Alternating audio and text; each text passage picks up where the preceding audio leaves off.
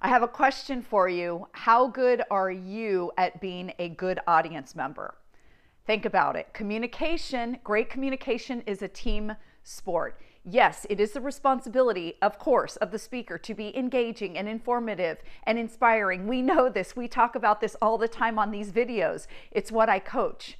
It is the speaker's responsibility to engage, and the audience has to show up too. Think about it. You're sitting in an audience and you're listening to a meeting or a keynote or on a panel.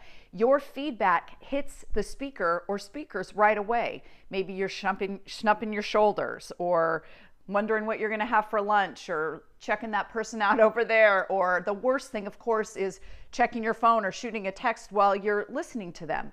That can not only affect the speaker, but it can affect the whole situation, because people are paying attention to other people. You're setting an example, and maybe there's a great thought that is not landing because the audience isn't doing their part to pay attention.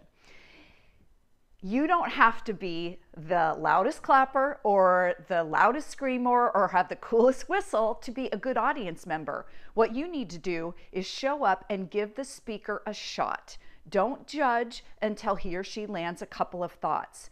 Keep your body language open, maintain eye contact, maybe match their expressions or nod or disagree if something triggers you, so they know you're paying attention and you're staying present.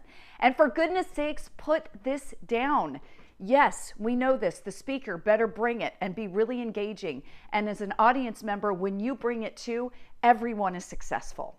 One more thing, the Impactful Speaker, my virtual group coaching program, kicks off again February 5th. I've got 3 spots left. If you want one or want to know more, message me stat.